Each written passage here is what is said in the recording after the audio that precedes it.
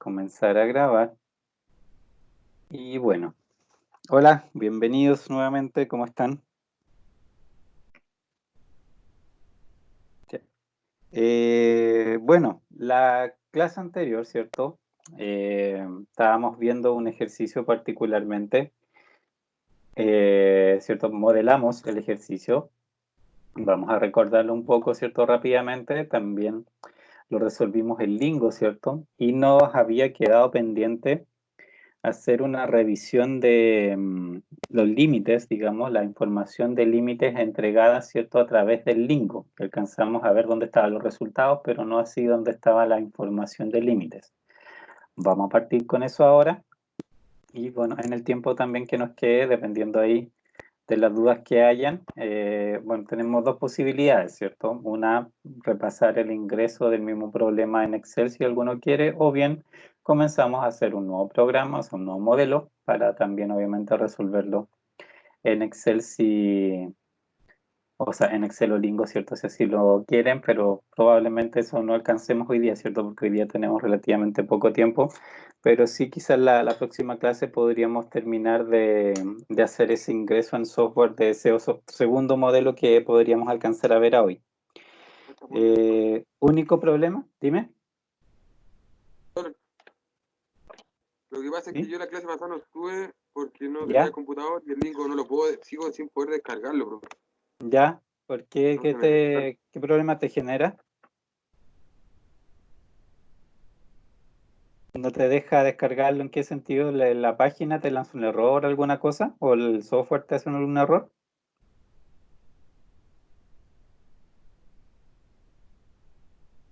¿Sí? ¿Aló?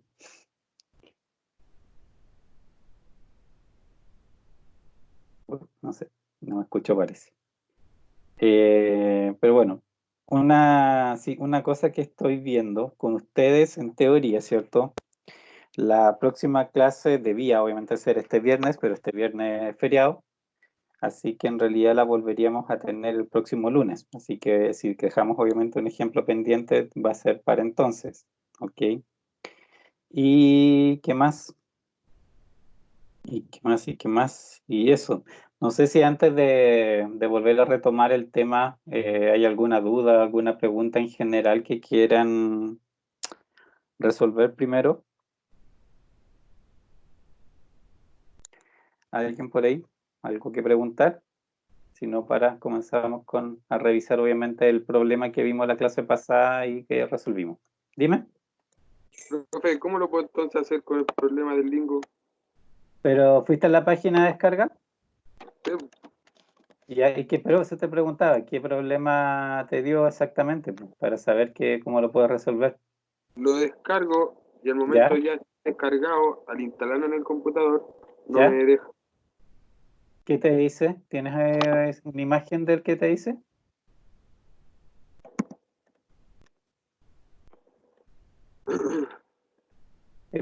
Mándamela por correo. Mándame mi correo para ir revisarla y ahí ver qué mensaje es como para decirte también cómo solucionarlo, ¿ok? En todo caso, mira, por si acaso lo que puedes probar, baja una versión antigua, porque probablemente estás bajando la 18, ¿cierto? Que es la última. Esta última. Anda a la 17 o alguna anterior, baja una de esas y trata de instalarla, a ver si te lanza el mismo error. Porque puede ser, tú tenías el Lingo instalado de antes, de año pasado o algo así, ¿No? ¿no? Ya, eso es raro, fíjate. Porque si hubieras tenido una versión anterior instalada, te podría lanzar un error. Ya, entonces mándame el pantallazo para ver qué error te está lanzando particularmente para saber qué puede ser, ¿ok?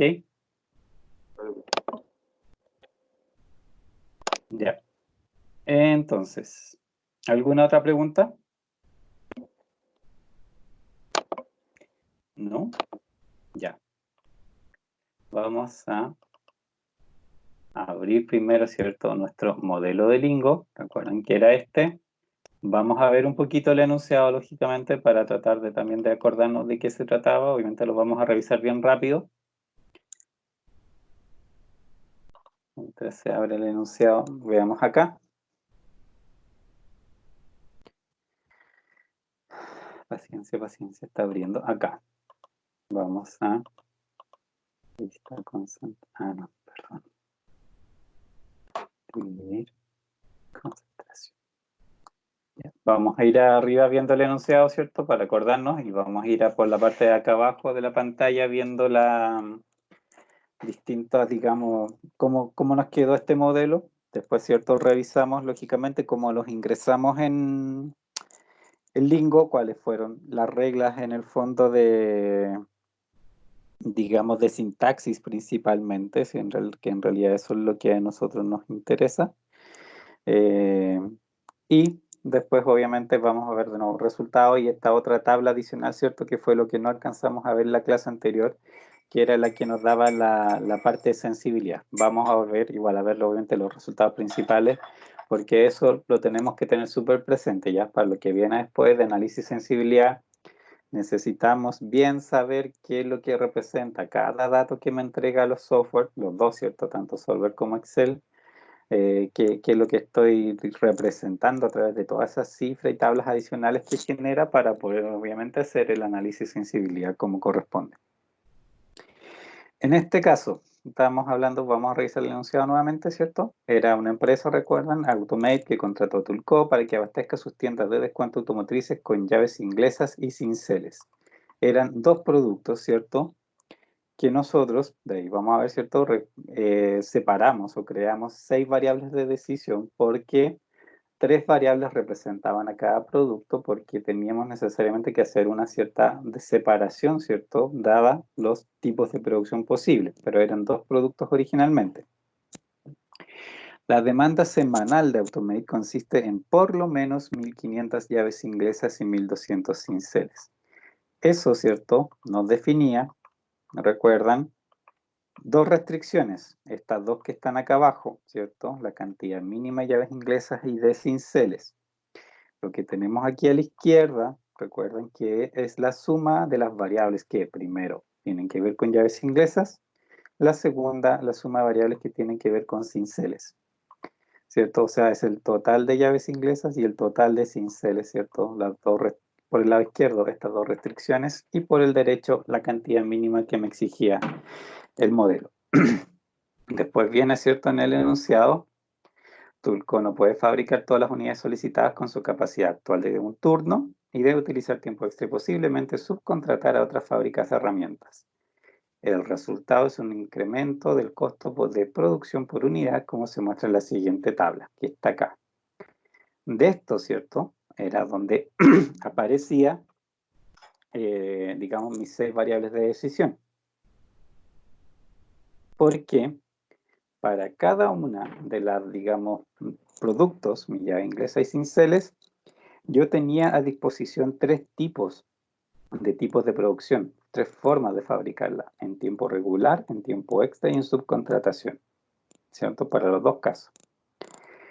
Y como por una parte, para cada uno de esos tipos de producción yo tenía, ¿cierto?, distintos costos unitarios, ¿cierto? Y como además cada uno de esos tipos de producción y para cada tipo de herramienta tenía también sus determinados límites de producción posibles, ¿cierto?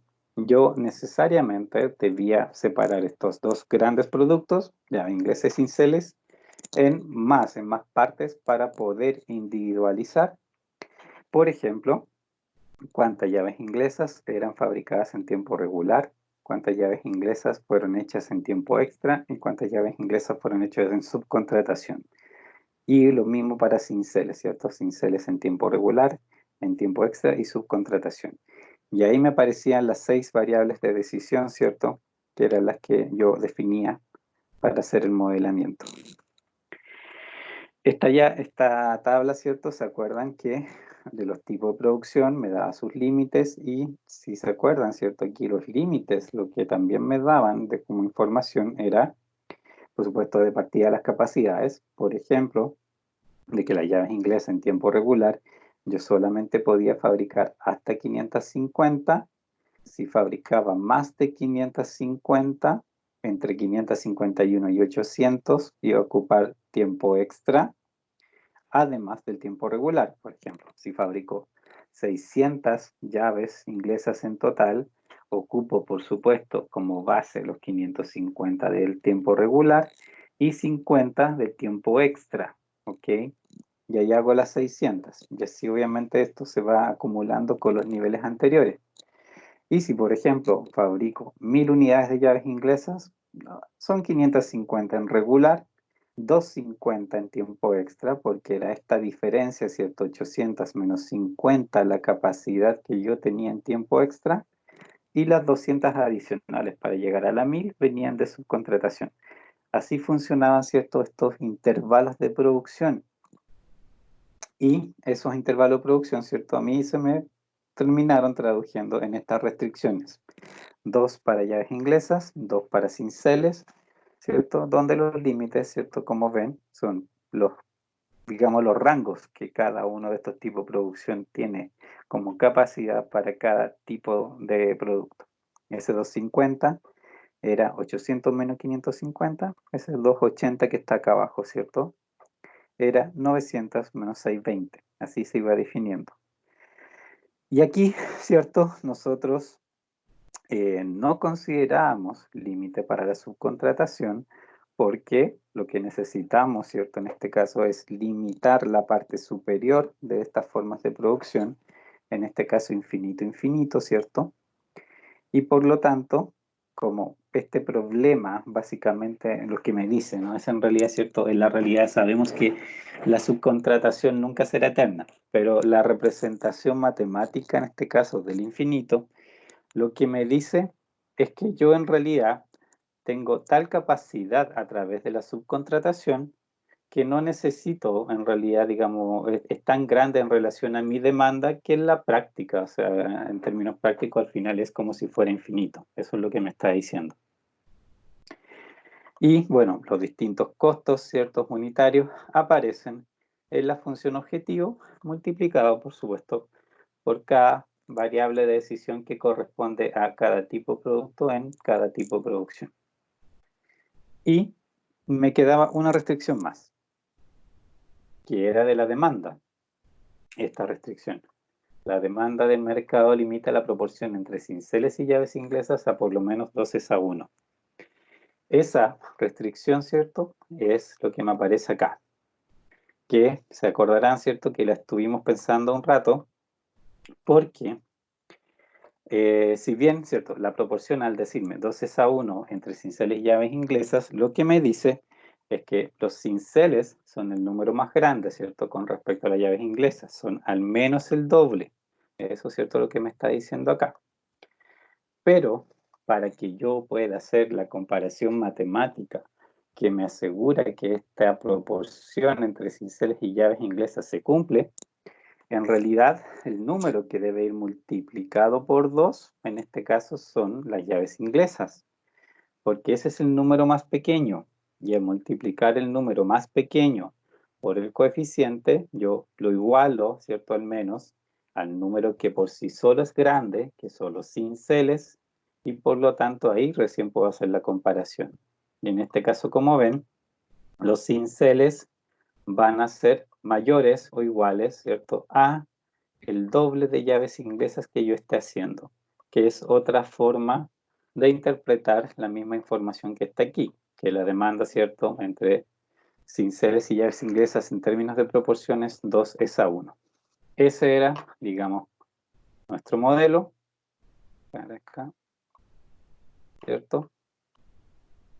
Que también obviamente fuimos a resolver a Lingo. ¿Alguna duda sobre el modelo de cómo plantear una restricción o alguna cosa para antes de ir a ver la resolución en Solver, o sea, perdón, en Lingo? Antes de ver esa parte, obviamente, ¿alguien que tenga alguna consulta sobre el modelamiento en sí? ¿No?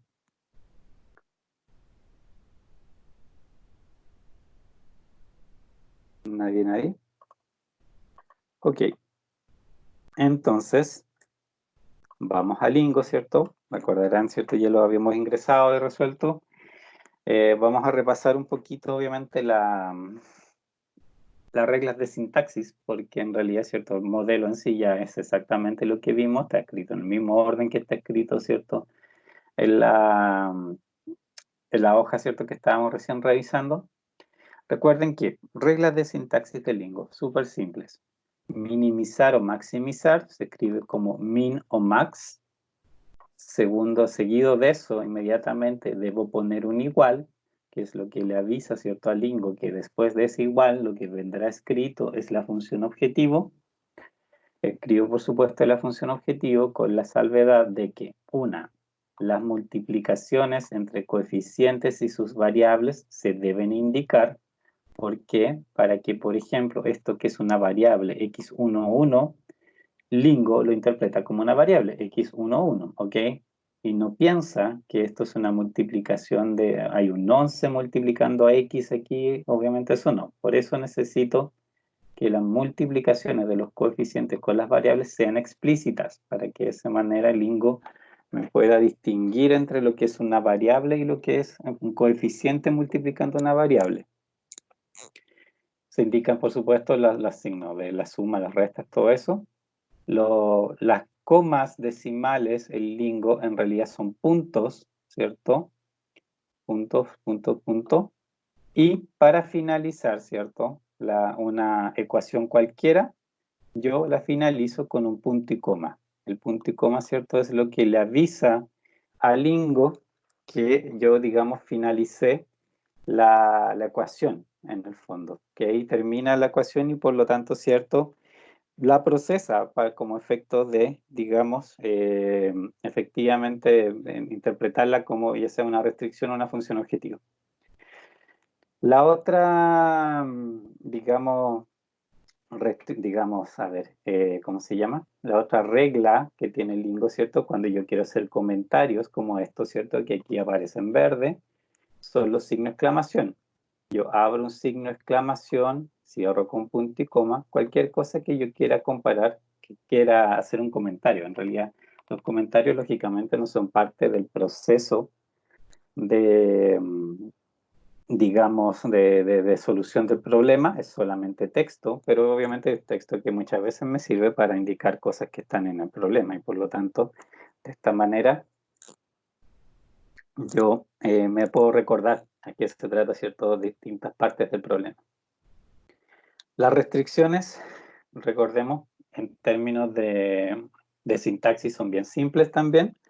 Las escribo con las mismas reglas básicamente de la función objetivo, con la diferencia que obviamente en algún punto debo dar un punto de comparación menor o igual, mayor o igual, ¿cierto?, escribiendo los dos símbolos de manera consecutiva o igual. Termino cada restricción con un punto y coma, ¿cierto? Y también aquí, por supuesto, si hay coeficientes de por medio, los tengo que multiplicar a través del símbolo de multiplicación. Diferencia, ¿cierto?, con, por ejemplo, Excel, que me exige que yo ordene las ecuaciones de manera tal que me quede todo lo que es coeficiente de variable al lado izquierdo y todo lo que es constante al lado derecho. Una diferencia es que el Lingo me permite hacer esto, ¿cierto?, que yo puedo escribir variables a ambos lados sin ningún problema. Y de hecho hasta la misma variable eventualmente la puedo escribir a los dos lados si está en una comparación de esa naturaleza. La puedo escribir a ambos lados. También el Lingo yo puedo factorizar, como se ve aquí, una multiplicación por un grupo de variables. Y esto Lingo lo interpreta perfectamente y lo soluciona bien. Lingo solito ordena las variables, ¿cierto? Y lo pone en el lugar que correspondan para efectos de poder obviamente solucionar el problema. Esto también es una ventaja de Lingo. Y ese, digamos, es reglas de sintaxis. No sé si alguien tiene alguna duda sobre reglas de sintaxis en particular. No, profe. ¿No? Ya. Ahora, ¿cierto? Para resolver el problema, recuerden que acá arriba, ¿cierto? En los menús que están acá, esta barrita, casi al medio, hay una especie de tiro al blanco, ¿cierto? Hay dos círculos concéntricos rojos con una especie de dardo. Y si ustedes ponen el mouse encima, aparece Solve, muy chiquitito. No sé si lo alcanzan a distinguir bien. Lamentablemente esto no se puede agrandar mucho. Dice Solve. Presionan eso y les va a aparecer esta primera ventana. este cuadro de diálogo, ¿cierto? Donde lo que deben ver, ¿cierto? Que aquí en este cuadro de diálogo lo más importante es que diga, dice en esta parte, estado, ¿cierto? Que diga óptimo global, global opt. ¿Por qué? Porque si dice global opt, es porque obviamente su problema fue efectivamente resuelto, llegaron al óptimo global, y por lo tanto todos los valores que les aparecen en la otra hoja, ¿cierto? Corresponden a esa solución óptima y todos los datos, ¿cierto? Que en general entrega el software. Si dice otra cosa aquí, están obviamente con alguna clase de problema en el modelo. Es un problema infactible de alguna manera, ¿cierto? O qué sé yo. Normalmente infactible, porque cuando hay errores, digamos, de escritura, de sintaxis, lanza otro error. Hay otra ventana que aparece que de hecho lo vamos a hacer a propósito. Voy a borrar una coma, ¿ya? Obviamente eso está mal, fíjense. ¿Sí? Una entrada errónea, digamos, de sintaxis y me indica, obviamente, una posición. Fíjense, me marca la siguiente, me dice X21, pero ¿por qué? Porque entre ese X21, 21, ¿cierto? Y el 1500, que es donde detecta el error. Por eso lo avisa en esa parte. Entonces, esto lo cierran. Fíjense, estado desconocido de solución porque obviamente no tiene. Cuando está correcto el modelo, al solucionarlo, les aparece esto y le dice Global Opt. Esto en general los demás datos no son más de ejecución que de otra cosa, no tiene información sobre la solución en sí. Y lo que aquí me parece, ¿cierto? Es sí, la información que para mí ya me resulta de interés. Vamos a agrandarlo un poco, ¿cierto? Para ir leyendo las distintas partes, que es un poco lo que hicimos. Y vemos en esta línea, ¿cierto? Donde dice valor objetivo, es por supuesto el valor de la función objetivo calculado, ¿cierto? Sobre los valores de las variables. Y bueno, acá arriba en realidad de nuevo hay varias informaciones sobre la ejecución del problema. Y acá abajo, ¿cierto? Es donde está la información que me interesa. Digamos ahí. Esta parte sí, recuerdo que la alcanzamos a ver, no sé con cuánta profundidad la alcanzamos a ver bien, explicamos los conceptos de costo reducido, de precio dual.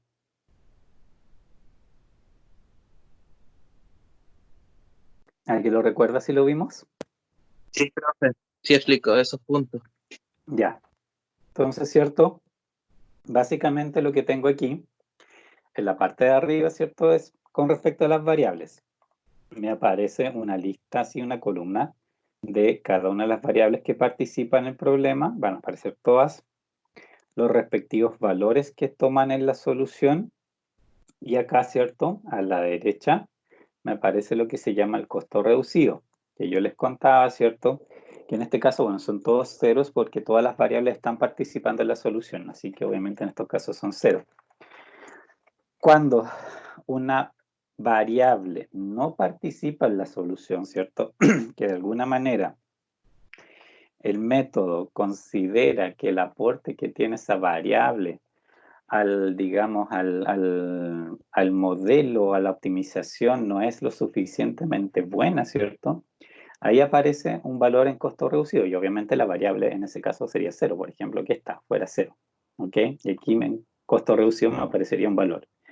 Lo que representa ese costo reducido, ¿cierto? Es un cálculo que el método Simplex hace siempre con respecto a todas estas variables que no participan en la solución para representar, por ejemplo, literalmente cuál es el costo que para mí tiene excesivo esa variable, ese producto, por ejemplo, lo que fuera lo que representa la variable, para efecto de haber sido considerada en la solución. Por darles un ejemplo así más simple. Si yo tuviera, por ejemplo, 3 productos y tengo 2 productos que me consumen, por ejemplo, no sé, 10 kilos de materia prima cada uno y yo los puedo vender a $100 cada uno, ¿ok? Esos son mis 2 productos, el 1 y el 2. Y eso me daría, por ejemplo, no sé, una solución que me fabrica 1 y 2 y no me fabrica el 3. ¿O por qué? Producto 3, por ejemplo, yo lo podría vender a $110. $10 más solamente que los otros 2. Uno supondría que por precio podría, por ejemplo, ¿cierto? El modelo haberse tentado a venderlo. Pero el uso de recursos de ese tercer producto, ¿cierto? En vez de ser la cantidad que me consume los otros dos, por ejemplo, son 10 kilos, ¿cierto? Creo que dije, en realidad me consume 20 kilos. Entonces, obviamente, el modelo lo que ve es que este otro producto me está consumiendo muchísimo recurso para solamente aportarme 10 más. Entonces, es mejor que yo estos recursos los utilice en productos que quizás me aporten poco, pero puedo hacer más. Y por lo tanto, el aporte global obviamente termina siendo también más. Eso es un poco a lo que apunta el costo reducido. Va a ser un indicador del uso excesivo de recursos de las variables que no van a participar en la solución. Acá, por otra parte, ¿cierto? La segunda parte, vienen las distintas filas, ¿cierto? Que representan la primera, la función objetivo. Estas filas están tal cual, ¿cierto? Como yo las tengo escrito en el modelo. La primera fila es función objetivo y después cada una de las filas, aquí numeradas, ¿cierto? Que aquí están numeradas, va representando cada una de las restricciones en el mismo orden que están escritas en el modelo. Como la primera representa la función objetivo, aquí siempre van a tener esta misma información, el valor de la función objetivo y acá un -1. Eso aparece por defecto.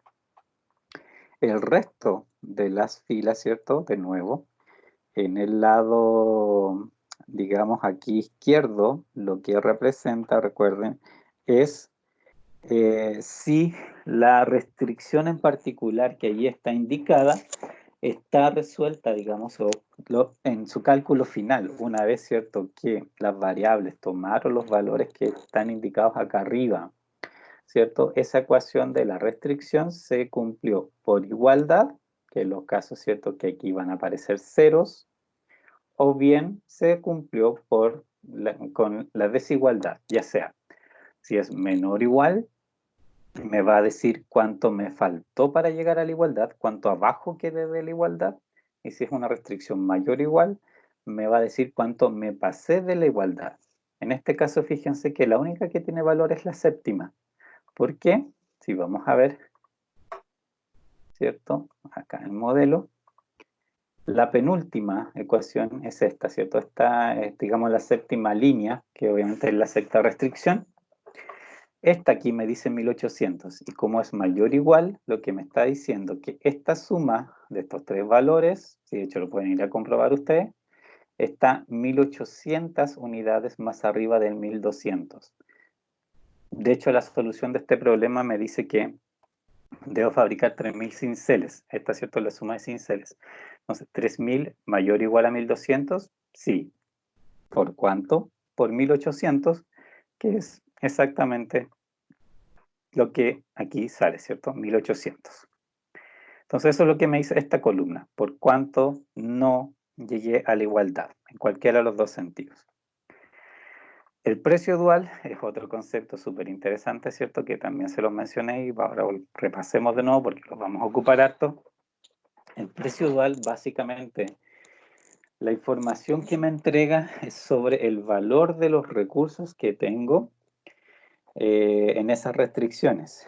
En particular, fíjense que los precios duales aparecen solamente cuando yo tengo restricciones que se satisfacen por igualdad. Solamente cuando aquí es 0 me aparece un valor de precio dual. Cuando es un valor, ¿cierto?, que una ecuación que no se satisface por igualdad, ahí obviamente es 0. Vamos a ver más adelante más problemas, obviamente, donde a veces la interpretación es más simple que en este en particular, pero como les digo, casi siempre o sea, en el fondo, lo que representa es el valor del recurso. Y si aquí está en 0, es porque es un recurso que me sobra, literalmente, que yo tuviese más, no implicaría nada en mi función objetivo, mientras que por otra parte, si aquí sí aparecen valores, me está diciendo cómo afectaría mi función objetivo el hecho de que yo dispusiera más de determinado recurso, ¿ya? En particular, por ejemplo, fíjense en esta, la octava. Satisfecha, ¿cierto?, por igualdad. Dice acá 4.2, ¿cierto? Recuerden 4.2. ¿Dónde ven aquí un 4.2? No es casual que sea un 4.2. ¿Ven por ahí? ¿Dónde puede estar? Una variable, profe. Es la x23. El coeficiente x23, ¿cierto? Ya, 4.2. ¿De qué se trata? Recuerdan que está obviamente ahí en la solución, ¿cierto? Me aparece con respecto a esta restricción, ¿cierto? Que es la restricción que me obliga, en el fondo, a que los cinceles sean el doble, ¿cierto?, de las llaves inglesas. Me dice, en el fondo, que esta restricción a mí me está costando en la función objetivo 4.2, ¿cierto? Y que si yo lograra de alguna manera reducir lo que aquí esta restricción a mí me está obligando, que en el fondo es que los cinceles sean el doble, ¿cierto? Por ejemplo, si en vez del doble dijera 1,5, por ejemplo, me va a mejorar la función objetivo y me la va a mejorar en 4,2, o sea, está un minimizar costos. Entonces, mejorar la función objetivo en este caso es reducir aún más los costos. ¿Y esos costos cómo se van a reducir en este caso? Si yo relajo la condición de que sean el doble, ¿cierto? El doble de cinceles que de llaves inglesas. En este momento la solución, si ustedes van a ver, ¿cierto? Los cinceles se están fabricando 2100 sobre, digamos, como subcontratación. ¿Se acuerdan que X23 era subcontratación de cinceles? Se están fabricando muchísimos, todos ellos a un costo de 4,2. Y este 2100 en realidad está obligado por esa última restricción de acá. Esta restricción es la que me está obligando a fabricar tanto. Si la demanda mínima de cinceles era 1200, no tenía por qué salir 3000 en total. Entonces, salvo que era por esta restricción que me obligaba a llevar a 3000 los cinceles, dado que debía ser el doble de llaves inglesas, cuya demanda mínima era 1500. Aquí, ¿cierto? Entre estas tres se está estableciendo esa relación numérica que obliga a que los cinceles sean 3000. Y esta restricción en particular es la que empuja a que sean 3000. Y de esos 3000, 2100 se han fabricado, ¿cierto? En, digamos, subcontratación. Entonces, ese precio dual que está acá, ¿cierto? 4,2, lo que me está avisando es que por cada unidad que yo libere de esta obligación de los cinceles que sean el doble de llaves inglesas, me voy a lograr ahorrar 4,2 en la función objetivo. ¿Por qué? Obviamente por eso, porque es 4,2, ¿cierto? De su coeficiente, ¿cierto? Cada cosa que yo me libre en subcontratación, en el fondo va a ser un ahorro de 4,2. Dependerá, por supuesto, de si lo reemplazo, por ejemplo, por otro medio de producción o qué sé yo. Esa información aquí también está. Más adelante, por supuesto, vamos a ver ejercicios donde trabajamos intensamente con eso. Pero, por ejemplo, aquí, bien cortito. Fíjense, segunda restricción era tiempo regular, ¿cierto?, de llaves inglesas. Perdón, segunda línea, que me aparece como línea, ¿cierto?, en los resultados, segunda línea. Y cuarta línea, tiempo regular, ¿cierto?, de cinceles. Aquí fíjense, segunda línea, 1, y esta otra línea es la que se refiere a cinceles. 2,1, fíjense, de nuevo, 2,1. ¿Dónde ven el 2,1 aquí? Estamos diciendo, ¿cierto?, que ese 2,1 aparece asociado a esta restricción. Pero ¿dónde ven un 2,1, ¿cierto?, como coeficiente en este problema? Es la variable, profe, 2, 1. ¿Cierto? Aquí. Sí y no. En realidad es una casualidad. Ese 2,1, fíjense, ¿se acuerdan que ese 2,1 es exactamente la mitad del 4,2? Y la diferencia entre 4,2 y el 2,1 es 2,1 también, ¿cierto? En realidad es por eso, es ese 2,1. Se refiere a la diferencia de estos dos costos. ¿Por qué? Esto, ¿cierto?, es tiempo regular. Es tiempo regular, ¿cierto?, para fabricar cinceles. Lo que me está diciendo este 2,1 aquí, como precio dual, es que yo me podría ahorrar 2,1, ¿cierto?, de costo por cada capacidad extra, por cada unidad de capacidad extra que yo ganaría en mi tiempo regular para fabricar cinceles. Porque ese tiempo, ese costo en tiempo regular a mí me cuesta solamente 2,1. Y el costo, ¿cierto? Y eso obviamente es sustitución. Si yo gano aquí en vez de 620, por ejemplo, llego a 700, esos 80 extra de capacidad implica en el fondo que yo esos 80 los dejo de fabricar a través de subcontratación. Y por cada uno de esos 80, ¿cierto? Yo me ahorro los 2,1 diferencia que está entre este 4,2, que es el costo de subcontratación, y el 2,1, que sí es el costo del tiempo regular. ¿Se entiende? Es como enredado, pero esa es un poco la información que me está dando. Me dice en este caso particular cuánto me ahorro, ¿cierto? Por ganar, en el fondo, capacidad, ¿cierto? En los otros, digamos, en las otras formas de producción, en particular, siento en estas 4. Lógicamente, cualquier cosa que yo gane de capacidad en estos 2 tiempos, sea regular o tiempo extra, va a implicar que yo cambio, o sea, utilizo menos la subcontratación. Y por eso, ¿cierto? Es que me aparecen esos valores también como me aparecen acá, pues, ¿cierto? Todos positivos, porque me están avisando que yo me ahorro plata por el hecho de ganar capacidad aquí, ¿cierto? Y eliminar subcontratación. Esa clase de información, ¿cierto? Es la que me da los precios duales. Entonces, lógicamente que me permite un poco priorizar también las acciones que voy a tomar. Eso también, ¿cierto? Lo habíamos revisado un poco en la clase anterior. Prefiero obviamente explicárselo no para que lo tengan bien presente porque, les insisto, de aquí un poco más adelante vamos a hacer, yo creo, una semana más de nuevos ejercicios generales de resolución y después ya nos vamos a meter en ejercicios específicos donde vamos realmente a entrar a resolver, digamos, problemas de sensibilidad. O sea, vamos a empezar a alterar coeficientes y situaciones para ir viendo cómo reacciona obviamente el modelo y tratar de predecir la reacción del modelo a través de estos valores. Por eso, digamos, insisto tanto en repetirles los conceptos para que se los interioricen bien. ¿Alguna duda de lo que hemos visto hasta ahora? ¿No? ¿Sí? No, ninguna. Pregunten. Ok. Entonces, voy a bajar.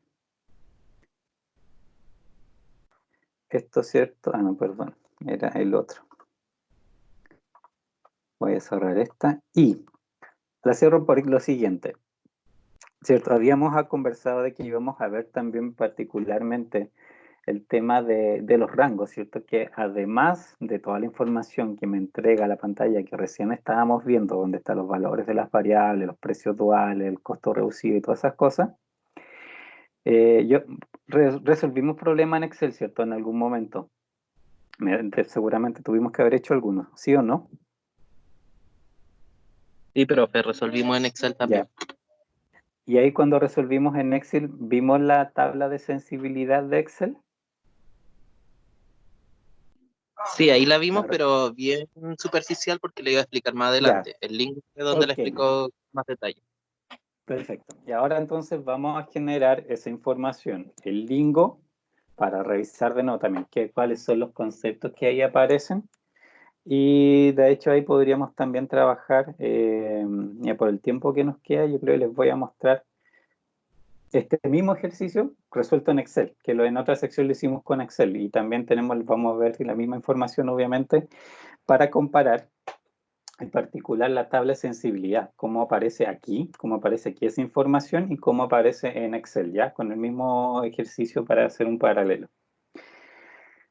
Pero, a ver, Lingo, dentro de las mañas que tiene, esta es una de las mañas que tiene, que cuando uno quiere hacer la tabla de sensibilidad, que es la de rangos, que en realidad se llama así, hay que indicárselo antes de resolver. Por eso yo cerré, si no se fijaron, cerré la ventana resultados. Tengo que volver a ejecutar digamos, tengo que volver a correr el modelo, que lo solucione nuevamente para que me genere esa otra tabla. Que primera condición es esa, recuerda. Porque si le hicieron correr, les dio la solución y en ese momento ustedes le piden los rangos, no se los va a hacer. tienen que cerrar la ventana de solución y volver a correr el modelo de nuevo, pero antes de, primero tienen que indicar lo que les vamos a hacer ahora. Aquí, fíjese, en Solver, es el menú, digamos el tercero, Solver, hay una ventanita que se llama Options, o sea, un menú, Options. Vayan ahí. Pinchan y se les va a abrir esta ventanita. Me dicen si les está funcionando. ¿Sí? ¿Les aparece? ¿Alguno le apareció por ahí? Recuerden, es en Solver Options, aparece. Hay muchas cosas obviamente aquí, de todo esto hay una cosa en particular que necesitamos ir a cambiar. ¿Sí? ¿La tienen? Que alguien diga si lo llevó Sí, profe. realmente a esa parte. Ya. A ver, obviamente dentro de esa ventana Lingo Options aquí hay montones de cosas, como ven en realidad tiene que ver con los distintos métodos que utiliza Lingo, extensiones de archivo, parámetros de ejecución. En realidad aquí hay un montón de información con respecto a cómo opera. En particular, ¿cierto? Dentro de las pestañas que están acá arriba, si ustedes se dan cuenta, ¿cierto? Si empiezan aquí a pinchar, obviamente les va cambiando a las distintas secciones. Hay una, ¿cierto? En particular que dice General Solver, ¿ok? Esa es la que hay que seleccionar. Al seleccionar General Solver, se les pone obviamente esta información, digamos, estas opciones a la vista para poder, digamos, modificar. Me dicen si les da, digamos, esta. Fíjense, tiene las ventanitas que ofrece. ¿Les aparece?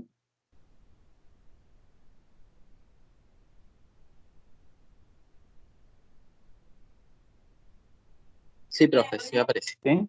Ya, ok. Dentro de esto, ¿cierto? En particular, lo que me interesa, ¿cierto? Fíjense, es acá abajo, donde dice Dual Computations.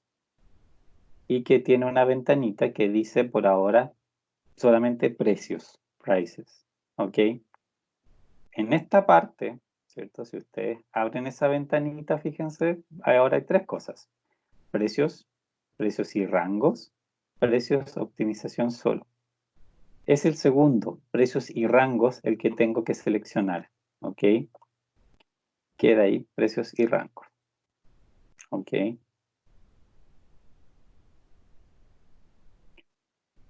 Ahora, bueno, podemos obviamente decir OK, aplicar para que cierre la ventana, ¿cierto? Dentro de todas estas, digamos, ahí, mira, puede que en algún momento veamos algunas otras opciones que en realidad yo creo que hay problemas puntuales y sobre todo cuando tienen problemas con un problema, donde sirve ver algunas otras cosas que tiene las opciones de Lingo. Sobre todo, por ejemplo, cómo hacer que el software se detenga antes de tiempo, que hacerlo iterar un poco nomás simplemente y que se detenga en tanta cantidad de iteraciones para mostrar el resultado que lleva hasta ese momento. Eso, por ejemplo, se puede controlar. Y sirve, como le digo, cuando uno tiene de repente un problema que no lo soluciona nunca, el software se queda pegado eternamente, uno le puede a través de esa opción, por ejemplo, hacer que se detenga antes para ver qué está pasando, para ver si realmente está evolucionando hacia alguna parte. Por ahora, nos interesa, ¿cierto? Esto, en computación dual, ¿cierto? Dice, con Dual Computations, precios y rangos. Aplicar, OK. Se les va a cerrar obviamente la ventanita, no ningún otro efecto, pero ahora, ¿cierto? Cuando lo ejecuten, fíjense, aquí en Solver dice, ahora aparece Solution, el mismo, digamos, menú Solver, dice Solution y Range, ¿ok? Si presionan Range, perdón, tienen que en realidad solucionarlo primero. Lo solucionan, ¿cierto? Que va a dar la misma información que ya teníamos. Tienen que volver al modelo original y ahí sí presionan Range. Recuerden, pasos. Sé que es un poco enredado, ¿cierto? Primero, ¿cierto? En el modelo original, ¿cierto? Van a Solver, opciones, cambian acá, ¿cierto? En Dual Computations, precios y rangos. Ok. Lo solucionan tal cual lo habían solucionado la vez anterior, ¿cierto? Para que le genere esta ventana, que fue la que ya vimos. Esta la bajan en su momento y vuelven acá a hacer solver y range. Pero eso, el solver range, tienen que hacerlo desde el modelo original. Solver range. Y les va a generar lo que está acá. Si quieren, repito o no. O lo hacemos todo o no. ¿Sí? ¿No? ¿Repito? Sí, por favor, profe. Ya. Vamos a cerrar todo. En la tabla, primer modelo, solo. Sin haberlo solucionado por ahora. Ir a verificar que en Solver, ¿cierto? Options. En General Solver, en la pestaña General Solver, acá abajo esté indicado precios y rangos. Por defecto viene precios siempre, solo precios. Hay que ponerle precios y rangos. Ok. A cerrar, ¿cierto? La ventana. Y ahora resuelven de la misma manera que antes. Ok. Les va a llevar a la ventana donde están los valores y las variables, todo lo que ya revisamos recién. Pueden bajar esa ventana. Vuelven al modelo, ¿cierto? Y aquí con el modelo activo pueden ir aquí a Solver y Range. Y les da esta salida. Si no les da, por eso les decía, por eso había que ir a Solver Options y hacer la activación, porque si no tienen esa parte de con precios y rangos que hicimos, esto les va a marcar un error, les va a decir que no lo puede calcular porque ustedes no se lo activaron, ¿ok? Necesariamente tienen que ir a esa parte para avisarles que haga efectivamente la creación de esta pantalla, digamos, de este informe. Vamos a agrandarlo un poquito. Ya. ¿Dudas? Díganme, ¿no? ¿Le funcionó ahora?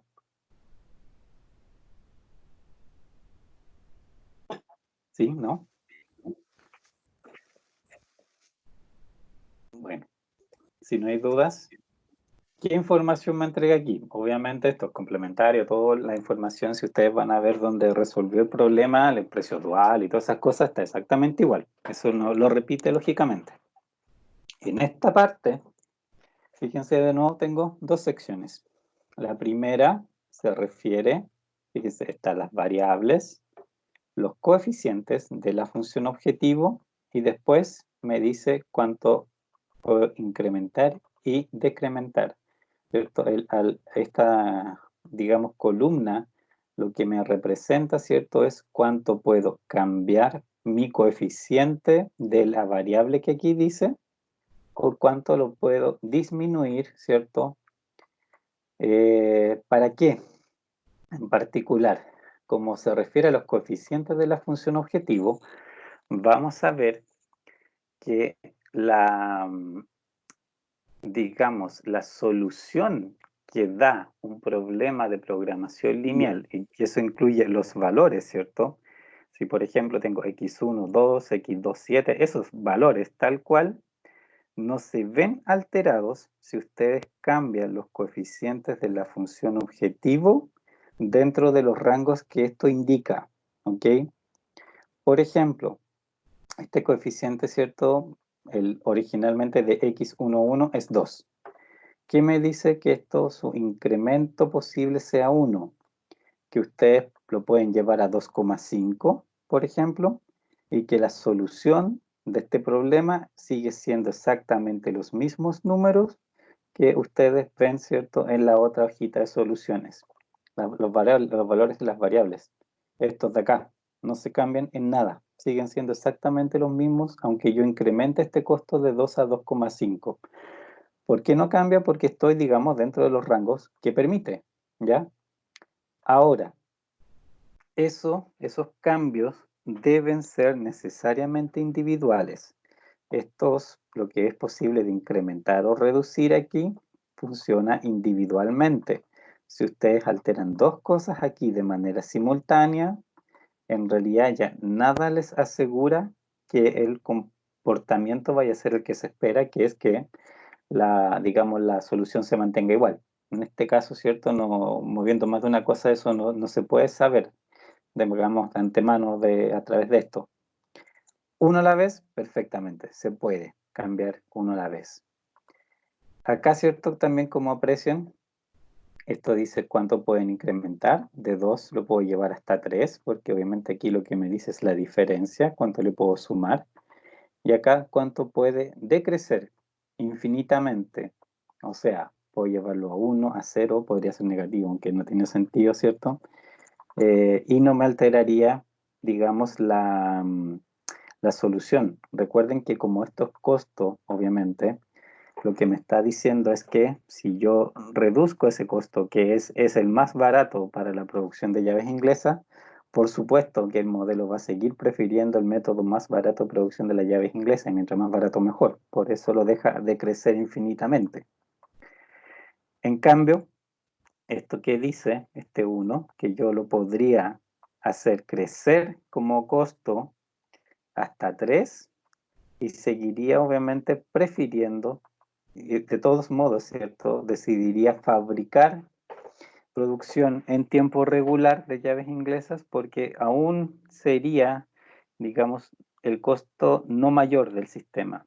Fíjense que cuando llega a 3, iguala el costo, ¿cierto?, que tiene la subcontratación. Entonces, mientras sea más barato que la subcontratación, por supuesto que el modelo va a elegir siempre producir en tiempo regular llaves inglesas.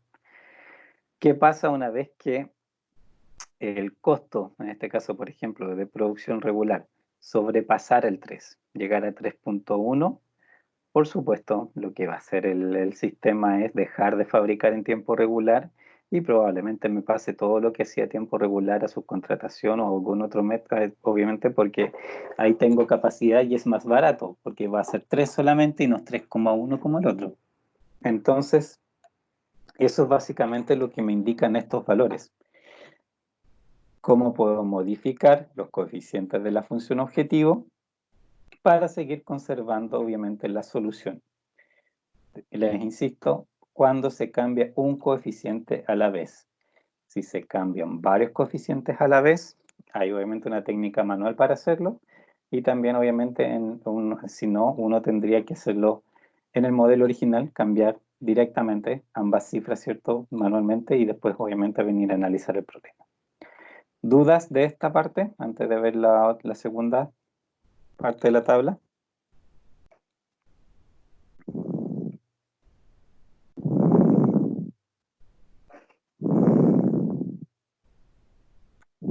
¿No? Bueno. No, profe, ninguna duda. La segunda parte de la tabla se refiere ya a las restricciones y en particular se refiere, ¿cierto?, a los lados derechos. Fíjense, dice current RHS, ¿cierto? Tiene obviamente los valores originales que ustedes, ¿cierto?, lo pueden ahí ir a comprobar con el modelo. Son estos mismos lados, los 500, 50, 620, etcétera, etcétera, etcétera. Esta ecuación, fíjense, la reordenó Lingo. Obviamente pasó esta variable, ¿cierto? Las pasó al lado izquierdo y me dejó, por lo tanto, un 0 al lado derecho. Solo hizo, ¿cierto?, el ordenamiento ahí. Y ahora lo que me entrega es esta tabla. De nuevo, me dice, ¿cierto?, valor actual, ¿cierto?, del lado derecho, cuánto puedo incrementar y cuánto puedo hacerlo decrecer. Diferencias de esto con respecto a los cambios que yo puedo hacer en la función objetivo es que si yo cambio coeficientes en la función objetivo dentro de estos rangos, la solución no se me altera, como les decía, sigue siendo exactamente la misma. Acá es distinto. Si yo cambio cualquiera de estos valores, la solución sí cambia. Los valores de las variables sí van a cambiar. O por lo menos en la gran mayoría de casos debería cambiar. Hay situaciones súper puntuales donde no lo hacen, pero lo normal es que cambie. Pero lo que cambia son el valor de las variables que son la solución. O sea, por ejemplo, aquí, ¿cierto?, mis 6 variables eran parte de la solución. Las 6 tomaron valores positivos, ¿cierto? No había ninguna variable que no hubiese tomado un valor positivo. Lo que hago, si cambio aquí digamos mis valores, es que esos valores que actualmente tienen las variables también se van a ver alterados. Pero el grupo de variables que tiene un valor distinto de 0 va a permanecer siendo el mismo. En este caso, como todas tomaron valores, no se ve mucho el efecto, pero por ejemplo, si hubiésemos tenido otro ejemplo donde tenemos de x1 a x10, ¿ok? Y por ejemplo, solamente las pares terminaron con valores x2, x4, x6, ¿ok? Todas esas terminaron con valores positivos y x1, x3, x5, todas terminaron con 0. Si eso pasara, por ejemplo, cuando ustedes cambien valores de los lados derechos, si lo hacen dentro de los rangos que están acá, van a ver que la solución de ese problema va a seguir conteniendo x2, x4, x6, las mismas variables, con valores diferentes algunas de ellas, pero son las mismas variables y no va a entrar ninguna variable que haya estado afuera. O sea, x1 va a seguir fuera, x3 va a seguir fuera, x5 va a seguir fuera. No hace ese cambio, no cambia una variable por otra. Solamente les cambias los valores a las que ya estaban en la base. Eso es lo que hace, digamos, cuando yo cambio los lados derechos dentro de estos rangos. Que viene, bueno, de hecho, lamentablemente no pudimos ver y no tenemos tiempo para ver la versión algebraica, ¿cierto?, del simplex. Pero si hubiésemos visto la versión algebraica se habrían dado cuenta de dónde viene esto, porque esto es meramente un tema de ajuste por el hecho de que soluciona a través de Gauss-Jordan. Y básicamente lo que hace, ¿cierto?, es hacer el ajuste de Gauss-Jordan para que las filas y las columnas sean como corresponden. Y obviamente eso, para hacer eso, necesita modificar varios valores, obviamente, en la matriz para efectos de que siga teniendo la estructura de Gauss-Jordan. Por eso pasa esto. Ahora, ¿qué me dice, obviamente, que pueda incrementar 700 o pueda decrecer 550, por ejemplo?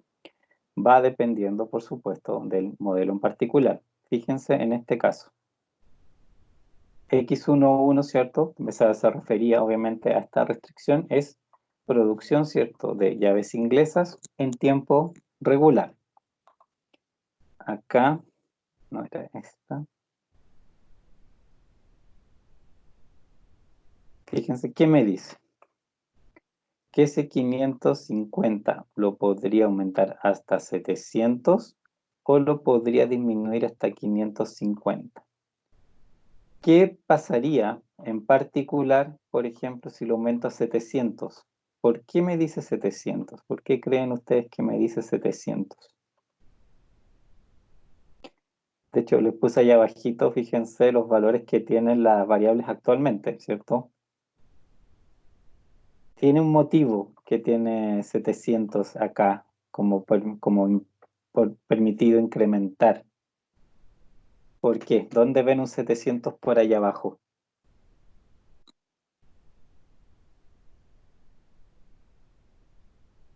En la variable x1, 3, que es Exacto. la de... ¿Cierto? Es la subcontratación, ¿cierto?, de llaves inglesas. ¿Cómo interpretan ustedes que esta restricción que se refiere a tiempo regular, recuerden que esta restricción es sobre el tiempo regular, me está diciendo que yo puedo incrementarla hasta el tiempo regular, hasta 700, sin cambiar la selección de variables que actualmente son la base? ¿Por qué me dice eso? ¿Qué pasaría si aumenta 701, por ejemplo?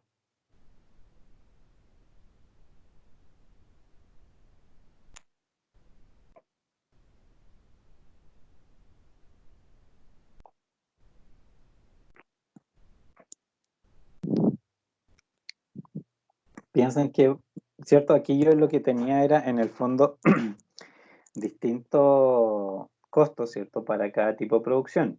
El más barato eran, ¿cierto?, los tiempos regulares. El más caro era la subcontratación.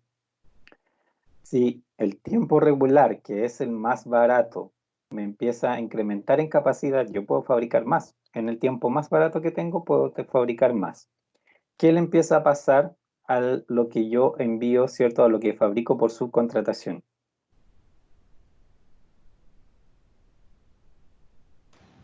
¿Comenzaría a ser más económico? ¿cierto? Dejo de contratar subcontratación, porque lo puedo empezar a hacer, ¿cierto?, en tiempo regular, porque me está aumentando la capacidad de tiempo regular. Entonces, obviamente, ¿para qué voy a estar comandando a hacer cosas que son caras? Y eso va a llegar al límite de 700 más con respecto a 550, porque cuando llego a 700 más, obviamente, ahora que estoy fabricando, ¿cierto? 700 en tiempo con digamos, con subcontratación, cuando llego a 700 extra en tiempo regular, ya mi variable, ¿cierto?, de subcontratación pasa a ser cero. Yo ya no la necesito. Entonces ahí x13 pasa a ser 0, sale de la base y yo ya no tengo que mi solución sean estas 6 variables, sino que va a ser 5 variables donde x13 ya no participa, las demás tendrán valores, x11 por supuesto que crece porque ella va a ser los otros 700 que antes hacía subcontratación, pero x13 se va para afuera. Entonces por eso, digamos aquí me dice que puedo incrementar 700. Porque eso, justo en ese límite, es cuando dejo afuera a la subcontratación. Fíjense que acá me dice lo mismo. En tiempo extra también 700, porque también es el momento en que dejo fuera a la subcontratación. Y pasa lo mismo para el otro lado.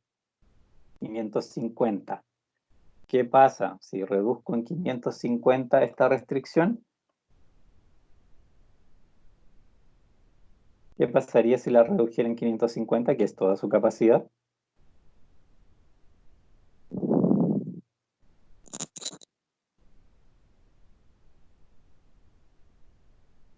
Anda cerca de lo que hicimos recién, de lo que dijimos recién. Debería utilizar más las demás variables si decrecemos eso. Exacto, ¿cierto? Si yo en el fondo desaparezco mi tiempo regular, voy a tener que fabricar en alguna parte esas 550 unidades. Entonces, x11, ¿cierto?, pasa a ser 0. Me sale de la base, de nuevo, en vez de 6 variables la solución, ahora tengo 5, porque x11 llegó a 0. Y lo más probable, obviamente, la única parte que yo tengo capacidad para trabajar en este caso sería también en subcontratación. Y empiezo, obviamente, todo lo que yo no haga en tiempo regular aquí, necesariamente lo va a cargar en subcontratación porque es la única parte que no está limitada. Entonces también me deja de crecer hasta 550 sin cambiar el conjunto de variables en la solución. Si me paso de eso, me va necesariamente a cambiar, obviamente, el conjunto. Aquí en este problema en particular es fácil ver, digamos, estas relaciones. Hay otra clase de problemas que vamos a ir viendo, que aquí, claro, da números, da distintas clases de números, y las relaciones no son tan evidentes. O sea, este ejemplo es bueno, digamos, para explicar el concepto, porque la manera que se relacionan las cosas está como clarito dónde aparecen y por qué están. Pero hay otros que, por ejemplo, les van a salir números que no están, digamos, tan evidentemente en el modelo, que por ejemplo aquí en vez de 700 les aparece 5, 10, 45, cualquier cosa. Obviamente eso depende de muchas relaciones matemáticas que se están dando en el modelo, entonces no siempre son como números evidentes, pero pasa lo mismo. Ustedes pueden aumentar o disminuir los lados derechos, ¿cierto?, sin cambiar la selección de variables. Van a cambiar los valores de las variables, pero no la selección, no el grupo. Y de nuevo aquí vale exactamente lo mismo que recién les decía. En estos casos, lamentablemente, en esas cosas los softwares son un poco limitados. Los cambios los consideran individualmente solamente. O sea, puedo hacer un cambio del lado derecho a la vez y si hago solo ese cambio, va a pasar lo que aquí dice. Si hago 2 cambios simultáneos, ya estos rangos que aparecen acá no son válidos. No necesariamente son así. Puede que hayan casos que sí, pero no lo sé en realidad. En esas situaciones, de verdad, la respuesta correcta es no lo sé, porque hay dos formas obviamente de verlo, con las ecuaciones que puedo construir a partir de la solución y las tablas simplex, y construir la ecuación algebraica que me dice que puedo ver inmediatamente, ¿cierto?, qué pasa con los resultados simultáneos, con los cambios simultáneos. O bien lo otro, obviamente, es simplemente reoptimizar esto, ir al modelo original y cambiar los valores, ¿cierto?, por los valores nuevos para efectos de testear lógicamente qué resultado tiene. Eso nomás lamentablemente es una de las limitaciones de software, que siempre todo lo que son estos rangos los entrega individualmente, pensando en que uno hace solo un cambio, el que está viendo ahí, ¿ok?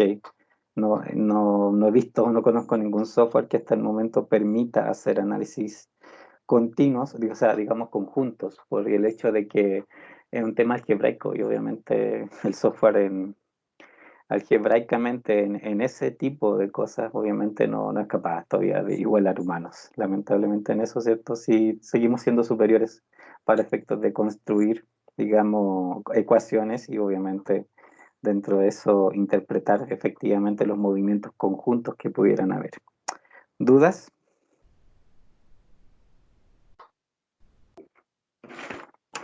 ¿Ninguna? Ya. Eso, dime.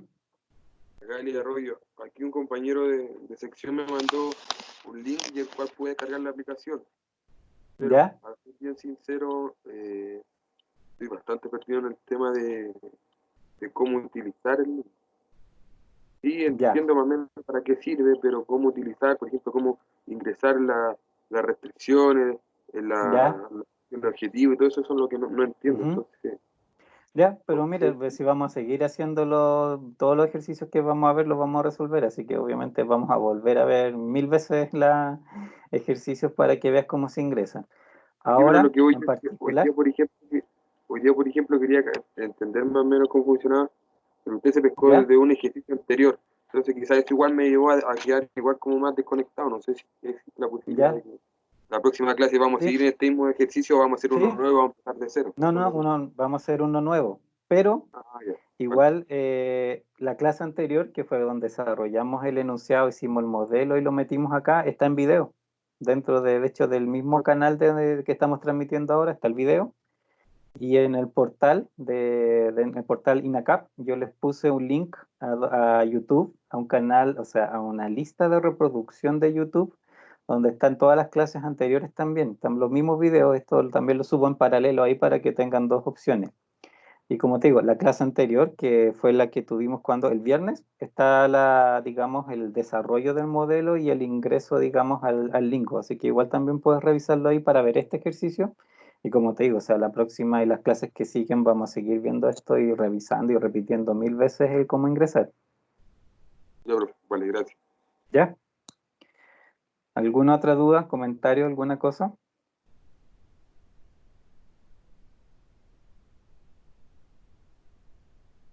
¿No?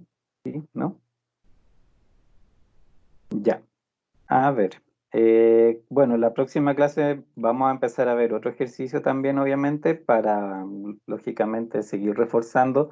Yo creo que la próxima clase lo podríamos hacer quizá en Excel para también que no se nos olvide, obviamente, tengamos las dos formas frescas. Lo que sí, bueno, este viernes no va a haber clase, lógicamente, es feriado. Y la próxima clase ya sería el próximo lunes, ¿ya? Así que nada, no sé si tienen algún comentario, duda, algo que quieran decir.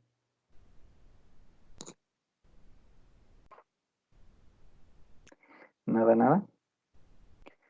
Bueno, entonces así sería todo por hoy. Como digo, o sea, si me escriben cualquier cosa, obviamente pueden escribirme también si tienen alguna duda en particular. Eh, y ahí los puedo ayudar. Pero también, no sé, también como les digo, están los videos de las clases anteriores, guías, libros y cosas, en realidad ejemplos, hay muchas cosas en el mismo canal de YouTube. Si quieren ver problemas de modelamiento, hay problemas de modelamiento.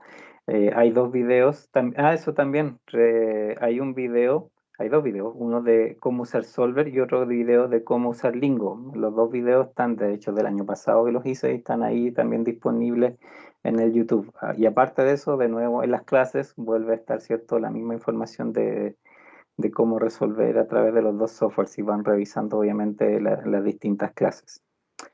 Eh, ya, si no hay dudas, obviamente nos veríamos el próximo lunes. Cuídense mucho que, y que todos estemos nuevamente sanos el próximo lunes. Nos vemos. Chao, profe. Chao, profe. Chao, chao, chao.